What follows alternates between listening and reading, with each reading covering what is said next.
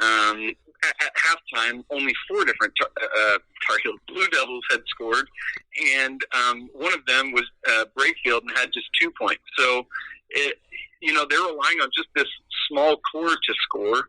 And now, last time they played Carolina, they had 4 different scorers in double digits, so maybe it'll be different, but same thing. It's just up and down and back and forth, and I don't think they know which way's up. There will be fans in the Smith Center for Saturday's game. I think it will be the largest crowd Duke has actually played in front of this season. How much of a factor will the fans play in this game if Carolina was to win? Oh, it'll be huge. We heard about this after the Florida State game last week. I believe Coach Williams said it was the loudest 3,200-person crowd he'd ever heard in his life. And so it's weird because in a cavernous building that seats 21,000 people, like even a small but vocal crowd, it's going to reverberate and echo around, and you're going to hear it, and maybe even more hearing individual voices than you normally would. And so it will absolutely play a factor, and you hate to say it almost unfairly, but it kind of works out that 2 of your biggest ACC home games thankfully have fans with Florida State and now Duke. And so Walker Kessler talked about after the game how impactful it was to have the crowd support, and said, I really think this crowd helped spur on that second half run. And so you've got to think, again, we talked about senior night, given all that emotion. I think it's going to spur things on in a good way. Now, does that mean they win? Hopefully so. A crowd can't win a game, but it certainly won't hurt. Yeah, you're right about that. A few weeks ago, Carolina did a fantastic job limiting Matthew Hurt, and it's a big reason why they were able to win the ball game. Hurt, though, is coming off a bad game at Georgia Tech, and will be looking to bounce back in a big way. Any concern for Carolina being able to limit his damage once again? Absolutely, there is. There's always concern for containing or, at least limiting a prolific scorer multiple times in a season. I'm sure he learned a lot from watching the tape of the first game. Last time they played, I think Hurt just had 7 points, 3 rebounds, no steals, no blocks, fouled out of the game. And so, between that and then what you said, Josh, about not doing so great at Georgia Tech the other night, he's chomping at the bit to get out there and prove himself. He had 37 just before that. So, obviously it's there, the capability. I went back and watched some of the footage from the first game. Garrison Brooks had the defensive assignment on him most of the game. And so thankfully he is fleet-footed enough to be able to move with him. When Brooks was on the bench, we saw Sharp on him a lot. I think even though Sharp is a boy, he can move, man.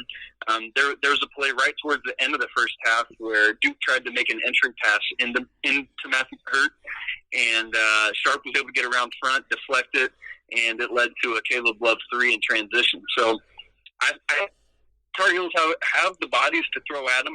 I don't think Baycott would match up with him quite as well, but I feel comfortable with any of Brooks or Sharp or even Walker Kessler on him, even Leaky Black, with his length and athleticism. Right. So I think the Tar Heels have what they need to be able to hold him at bay, but, you got to imagine he gets more than 7 this time around. I'll get you out on this, Isaac. There's a lot on the line for both teams. Instead of vying for an ACC title or a number 1 seed in the NCAA tournament, they're both trying to essentially win themselves into the big dance.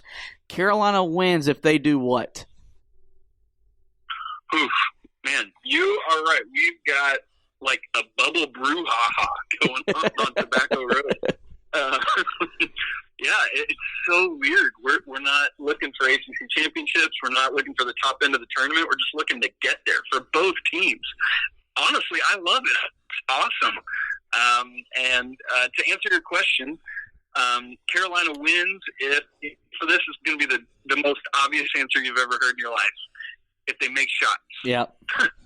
I don't know if you're aware of this, Josh, but in order to win a basketball game, you have to score more points than your opponent when the clock hits 0 at the end of the game. It's this new rule they added in this year. But it's seriously, other than the Louisville game, the Tar Heels haven't shot better than 42% since the last time they played. Now, obviously, that's a good thing. Duke's defense is something of a cure-all. They're like Last time I checked, they were like 100 or 101 in defensive efficiency. So you got to feel good about that and what it means for scoring. But the Tar Heels got to shoot that. I know it sounds simple and elementary, but you got to shoot the ball. And then to the point of our last question with Matthew Hurt, I think you got to force somebody else other than him to be the one that beats you. Mm-hmm. So, see if some of these other guys can do that offensively. And then, two more. Number one, we got to hang on to the ball. The Tar Heels have back-to-back 20-plus turnover games, and you just are not going to win doing that. Of course, ironically, they've had 4 20-plus turnover games this year and won 3 of them, but that's an outlier. You're not going to continue to do that. Right. So, Caleb Love, R.J. Davis, gotta hang the ball, get back assists going. And then the last thing is, I would say, just embracing senior night in a healthy way. Let's win for these seniors, for Garrison Brooks and Playtech and Walker Miller and KJ Smith. Let's send these guys out on the right note. We know how important senior night is to Roy Williams year in and year out. And so I think Carolina, if they just lean into that well, don't put too much pressure on it, because that makes you play rushed or tight or things like that. But let's do what we can to get these guys a home win in their last time at home. And so looking forward to seeing all 4 of those guys starting on Saturday night with, I don't know, probably with Leakey as the 5th starter, since we've got 2 guards and 2 bigs. But, man, it'll be fun. Always fun. Isaac, I've really enjoyed our conversation. Once again, I mentioned you write for Sports Illustrated. Where can readers find your work at? Yeah, that's great. Right on Sports Illustrated, si.com/college/UNC. You can also find me on Twitter, just at Isaac Schade. I also make predictions for all my games at Tally Sites, TALLYSIGHTS. And so you can find those there. I put out predictions for money line and over and under and against the spread. So if you're looking for that, you can find that as well. All right, Isaac. Just want to thank you for coming on and talking with me once again. Man, thanks, Josh. I appreciate it, brother. All right, we'll talk to you down the line, sir. And I just want to thank both Brendan Marks and then Isaac Schade for stopping by to talk a little Carolina basketball and a little bit about the Duke and Carolina rivalry. Both guys had them on multiple times this year. Really great guests, and they're going to be members of this podcast moving forward. Yeah, Brendan Marks, I'm pretty sure, has altered time, by the way, to fit us into his schedule, considering that he does every interview possible throughout the nation. So Thank you, Mr. Marks, for fitting us in. And same thing with Isaac as well, who does a great job over at SI. Yeah, both guys do really, really good. And Brendan Marks, as you mentioned, that guy is always on some radio show somewhere talking college basketball. Let's talk Duke Carolina. There's not a whole lot more you got to say when you say those 2 names, but dude, I almost hear the Who Wants to Be a Millionaire music in the background, where it's just so serious, like it just sets in. But that's this rivalry, like you said. It's going to be 2 great coaches, 2 historic programs matching up against each other, with NCAA tournament hopes on the line. I mentioned this when we broke down the Syracuse game. This is the first time for you and I as Carolina fans that we're in a situation where Selection Sunday means something other than what kind of seed is Carolina getting. There's a legitimate possibility that the Tar Heels miss the NCAA tournament if they don't close the season out the right way. And there's a lot of reason to believe that's a possibility. They're 4-4 in their last game and their last 8 games. We all thought that Duke win was a turning point. That didn't happen. We all thought a 45-point win over Louisville was a turning point. That didn't happen. We all thought a 17-point comeback over Florida State was a turning point.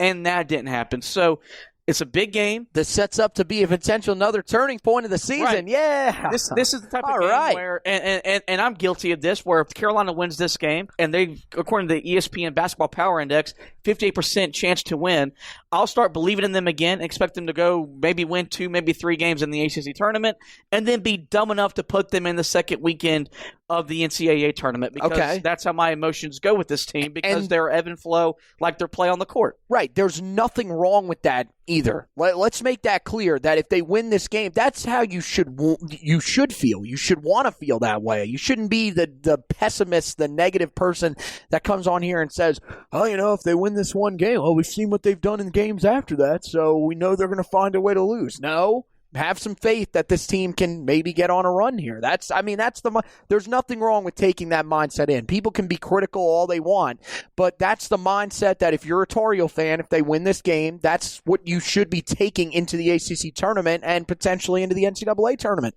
Right. And so, look, we'll dive into the matchup. I think both teams will know what's at stake on the line. This game naturally means more to Duke on the surface of getting in the NCAA tournament than it does to Carolina. But for the Tar Heels, you get a chance to sweep your season rival after getting swept last year. For Roy Williams, this is kind of a chance to quiet some more critics that are still out and abound, unbelievable or not. And I thought Brendan Marks really made it a really good point that this guy just hasn't gotten his due respect. Well, he'll get his due respect nationally when he's retired and he's not on the basketball court and coaching. But even with us Tar Heel fans, now you and I aren't guilty of that. My podcast named after him, and we've been Roy defenders on Twitter since we created our Twitter accounts and on all our social medias. But they lose a game, it's fire Roy. It'll be the same thing if they lose this game.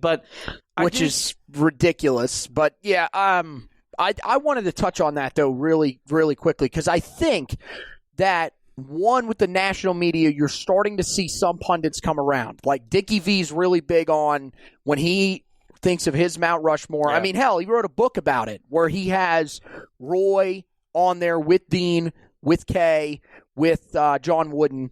So I think, you're starting to see some of the national people come around.